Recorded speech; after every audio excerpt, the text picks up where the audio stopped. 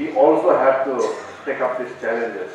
When the woman-driven initiative can bring such a transformational change in the life of such needy people. हमारा ये सामाजिक दायित्व बन जाता है कि अगर हमें ईश्वर ने सक्षम बनाया है तो समाज के वो अंग जो कहीं से शोषित, पीड़ित, वंचित या आर्थिक रूप से विपन्न है या शारीरिक रूप से, उनकी सेवा करना ये हमारा कर्तव्य बनता है। ये कपल तो इतने अच्छे थे कि उनके चेहरे पे खुशियां ही खुशियां थी, क्योंकि ये मौन कपल थे। मौन रहना एक शक्ति है। हमारे देश की आबादी लगभग 150 करोड़ है और इस आबादी का 2.21% यानी लगभग 2 करोड़ 60 लाख आबादी दिव्यांगों में गिनी जाती है। लेकिन भारत आज भी अपने इस हिस्से की जनता को मदद पहुंचाने में असमर्थ महसूस करता है, क्योंकि भारत के पास एक ढांचागत व्यवस्था नहीं है। All India Foundation of Deaf Woman कुछ ऐसा ही ढांचा तैयार करने का प्रयास करता है। आपको बता दें कि All India Foundation of Deaf Woman ऐसे दिव्यांगों को सहारा देता है जो अपने आप को समाज से पृथक समझते हैं। उनकी स्किल्स में बढ़ोतरी करवाकर ये फाउंडेशन उन्हें सामर्थ्यवान बनाता है।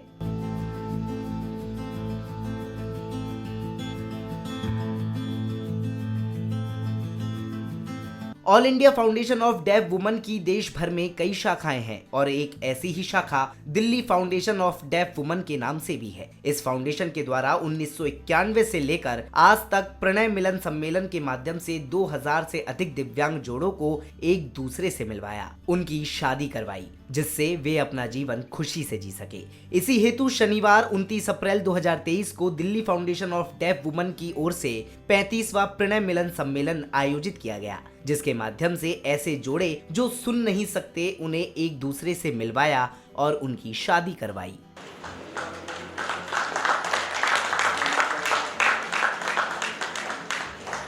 आपकी जानकारी के लिए बता दें कि इस कार्यक्रम का आयोजन विश्व युवक केंद्र चाणक्यपुरी नई दिल्ली में किया गया। इस कार्यक्रम में मुख्य अतिथि के तौर पर केंद्रीय कानून मंत्री किरण रिजिजू एवं राज्य कानून मंत्री SP बघेल उपस्थित रहे। साथ ही साथ इस कार्यक्रम के guest of honour Punjab Kesari और वरिष्ठ नागरिक केसरी क्लब की चेयरपर्सन श्रीमती किरण चोपड़ा, इफ्को टोक्यो के एग्जीक्यूटिव डायरेक्टर श्री रमेश कुमार एवं SCL इन्फो सिस्टम के फाउंडर श्री अजय चौधरी रहे। कार्यक्रम की शुरुआत में सभी माननीय मंचासीन अतिथियों के द्वारा All India Foundation of Deaf Woman की फाउंडर श्रीमती राजलक्ष्मी जी की सहायता से दीप प्रज्वलित किया।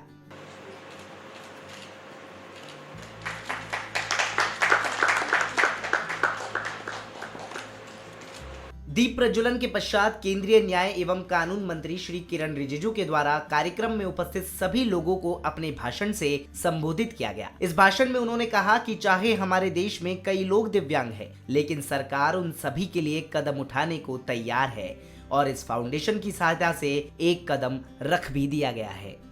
देवियों और सजनों, मुझे खुशी है कि इस तरह का कार्यक्रम में मुझे कुछ पल आपके बीच में आने का मौका मिला और जो आपने काम किए हैं उसके बारे में भी रूबरू होने का मौका मिला है। जिंदगी में बहुत अच्छे अच्छे काम होते हैं, किसी न किसी तरीके से लोग समाज में अपना योगदान देते हैं, लेकिन कुछ काम ऐसे होते हैं जो बिल्कुल एक इंसानियत की दृष्टि से देखा जाएगा तो सबसे महत्वपूर्ण होता है। मैं मानता हूं कि ये जो कार्यक्रम है, आज का कार्यक्रम, दो आत्माओं को मिलाने का, प्रणय मिलन का कार्यक्रम, ये उन चंद कार्यक्रमों से है जो सचमुच दिल और आत्मा को छूते हैं। ये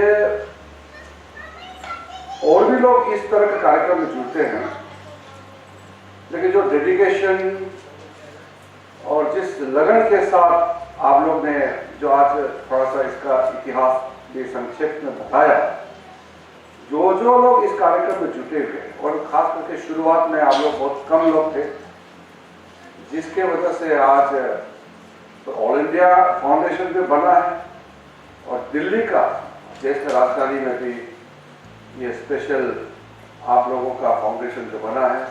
मैं सबसे पहले तो आपके जितने भी इस कार्यक्रम में जो लगे हुए हैं, खास करके राजलक्ष्मी जी राजलक्ष्मी राव जी, मीनू सिंह जी, उमा कपूर जी, आप लोगों को सिर्फ सरकार के तरफ से नहीं, पूरे देश की ओर से आपको मैं अभिनंदन करना चाहता हूँ। इसके बाद सभी मंचासीन अतिथियों के द्वारा कार्यक्रम में उपस्थित हुए उन सभी जोड़ों को सम्मानित किया गया जिनकी शादी प्रणय मिलन सम्मेलन के माध्यम से कराई गई।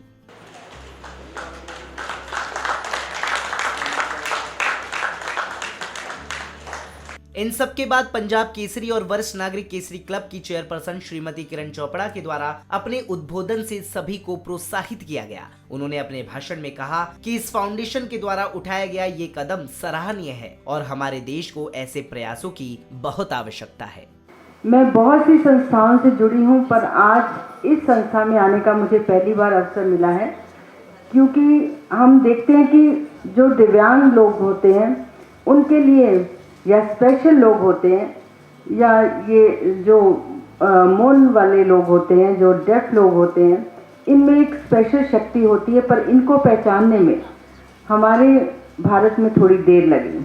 आज से 30 साल पहले मैंने एक अनुभव किया कि एक मेरे भाई के बच्चा जो स्पेशल चिल्ड्रन था, उसको इतना मुश्किल हुआ इंडिया में रहना कि उसको बाहर जाना पड़ा। एक हमारे, आप जानते हो, अपने कैबिनेट सेक्रेटरी थे जिनकी बच्ची भी थी और उनकी भी बेटी स्पेशल चिल्ड्रन थी। बहुत मुश्किलें उनको सामना करनी पड़ी, पर आज हमारे जो सक्षम प्राइम मिनिस्टर हैं, उन्होंने दिव्यांगों के लिए, स्पेशल चिल्ड्रन के लिए और डेफ लोगों के लिए, जैसे बघेल साहब ने बताया, बहुत सी फैसिलिटीज़ दी हैं। और मैं आपकी एमपी की लेटर की भी बघेल साहब बताती हूँ कि मेरे जब हस्बैंड एमपी थे तो वो बहुत से कैंसर पेशेंट के लिए लेटर देते थे और बहुत से कैंसर पेशेंट का प्रधानमंत्री की देखरेख में इलाज हुआ। तो ये जो प्राइम मिनिस्टर की योजनाएं अब आ रही हैं जिनको बघेल साहब ने बताया है, इसको मैं मीनू जी से, राजलक्ष्मी जी से कहूँगी कि इसको फॉलो करें। बहुत बहुत धन्यवाद। जय हिंद। पंजाब केसरी के द्वारा जब राज्य कानून मंत्री श्री एसपी बघेल से प्रश्न किया गया कि समाज आखिर इन दिव्यांग जनों को अपने से पृथक क्यों समझता है, तो उन्होंने अपने ही अंदाज में इस सवाल का भी जवाब दे दिया। समाज के मुख्य अंग हैं, राष्ट्र की धारा के वो लोग हैं। कोई व्यक्ति एफिडेविट के साथ कह नहीं सकता है कि अगला जन्म वो लोअर मिडिल क्लास मिलेगा, मिडिल क्लास मिलेगा, एससी मिलेगा, बीसी मिलेगा, ओबीसी मिलेगा, या फॉरवर्ड मिलेगा, या एलीट क्लास मिलेगा, या नाले पे लेगा। तो ईश्वर ने जहाँ पैदा कर दिया है, ना हमें हीन भावना से ग्रसित होना है और ना जो लोग ज़्यादा संपन्न हैं या ज़्यादा शारीरिक रूप से उनके अंदर सुपरिटी कॉम्प्लेक्स नहीं आनी चाहिए, उनके लिए इन्फिनिटी कॉम्प्लेक्स नहीं आना चाहिए, क्योंकि ये ईश्वर प्रदत्त गुण है। ये हमारी गलती से नहीं हुआ है। साथ ही उपस्थित मंचासीन अतिथियों से सवाल पूछे जाने पर भी उनके विचार सामने आए। उन्होंने इन सभी दिव्यांगजनों से संपूर्ण सहानुभूति और फाउंडेशन द्वारा उठाए गए इस कदम को सराहा। I think this is a great initiative on part of the young people. ये बहुत अच्छा मौका मिल रहा है ऐसे लोगों को अपनी लाइफ जीने का, सोसाइटी को पे बैक करने का। एंड ये एक बहुत बड़ा प्रूफ है हमारी सोसाइटी में दैट डेफ एंड डम होना कोई गुनाह नहीं है, हमसे ज़्यादा ऊंचे लोग हैं। Well, this forum is a great forum for such people. You know, they look into all their needs, so I think it's a great job that everybody is doing for the deaf and dumb. And they are special. They have to, you know, we have to realize they are special. जितना हम उनके लिए करेंगे, बहुत बढ़िया बात है। And I think ज़्यादा लोग को इनमें I mean more charity, people should do more charity, get involved and help these people who are deaf and dumb. I think we need lot more people involved in this society, and there's so many people who actually want to do it, and when they come and see this, they really get touched with the entire situation, the way it is being done. I think it is wonderful, and I think when I've come here, I've realized that we must give more time to social service, spend more time, and we're wasting our time here if we're not doing anything for a social cause. We must do more for a social cause. All India Foundation of Deaf Woman एक ऐसा foundation है जिसके माध्यम से अपने आप को समाज से पृथक समझने वाला एक दिव्यांग खुशी से झूम उठता है और इस समाज में खुद को सर उठाकर जीने का मौका देता है। इसी बात को समझाया उसी फाउंडेशन की एक वॉलंटियर ने, जिनका नाम प्रीति रावत था। उन्होंने पंजाब केसरी से बात करते हुए सभी काम बताए जो फाउंडेशन में रहकर एक दिव्यांग सीखता है। उन्होंने खुद के अनुभवों को पंजाब केसरी के साथ साझा करते हुए होने वाली सभी तकलीफों को भी बताया, साथ ही साथ इस फाउंडेशन से जुड़ने के बाद जो उन्हें फायदा हुआ उसे बताया। मेरा आपसे सवाल ये है कि जब आप शुरुआत में इस संस्था से जुड़ी थी तो साइन लैंग्वेज को समझने में आपको कितना टाइम लगा था और क्या क्या परेशानियों का सामना करना पड़ा था? कोई एक्सपीरियंस आप बता सकें?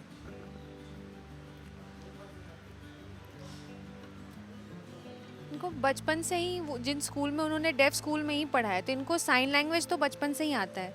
बस ये एक्सेसिबिलिटी जो होती है साइन लैंग्वेज को लेके वो इनको लाइफ में बहुत बार मिली है। सोसाइटी से रिलेटेड भी दूसरे डेफ को जब ये देख रही हैं उसने मुझे बताया कि ये एनजीओ है, वहाँ काम हो रहा है, ऐसा कुछ है, तो ये भी चाहती थी कि नहीं मैं भी जाऊँ, मैं भी सीखूँ। स्कूल में मुझे वो एक्सेसिबिलिटी नहीं मिल रही है कि मैं अपनी ज़िंदगी में वो आगे बढ़ सकूं, कैसे चीज़ों को सीखूं। मैंने उनसे उस चीज़ें पता की, अपने मम्मी पापा से इस चीज़ के बारे में पूछा। उन्होंने जब इसकी परमिशन दे दी तो मैं गई वहाँ देखने के लिए। डेफ लोगों से मैं मिली।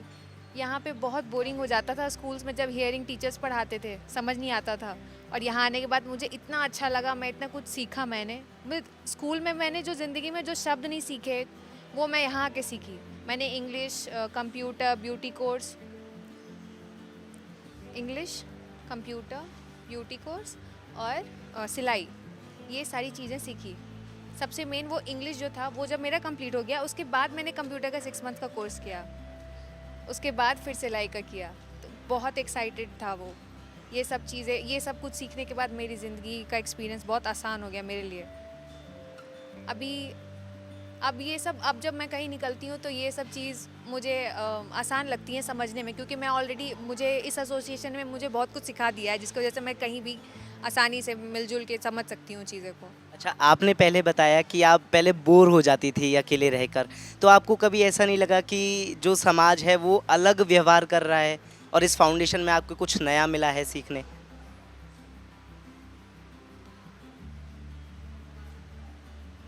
जी बिल्कुल।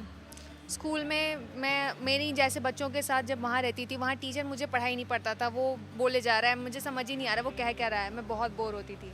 मेरा एक तरह से मेरा एक टाइम वेस्ट हो रहा था वहाँ पे।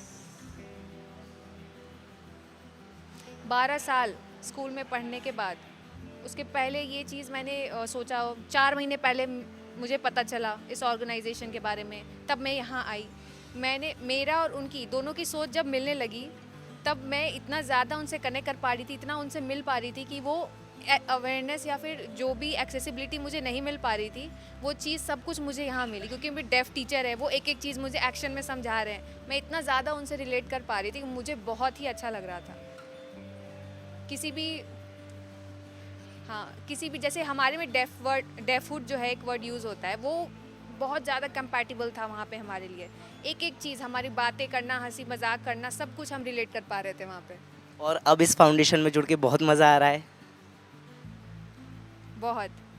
इस फाउंडेशन से यहाँ पे जुड़ने के बाद, यहाँ सब कुछ सीखने के बाद, जब भी यहाँ पे कोई प्रोग्राम्स होता है एज अ वॉलंटियर, क्योंकि इन्होंने मुझे बहुत कुछ सिखाया है, पढ़ाया है, तो मैं हमेशा यहाँ आती हूँ, इनके साथ जुड़ के इनके साथ काम करती हूँ प्रोग्राम्स में। और फिलहाल मैं दूसरी जगह फिर पढ़ाई भी कर रही हूँ। आज दूसरी जगह आगे मैं कोर्स को आगे जो मेरी चीज़ें वो मैं कोर्सेज डिफरेंट पढ़ाई कर रही हूँ। दोनों तरफ मैं मतलब पार्ट टाइम में जब फ्री होती हूँ तो एज अ वॉलंटियर इधर भी आ जाती हूँ और फिर मेरे साथ में पढ़ाई भी चल रही है।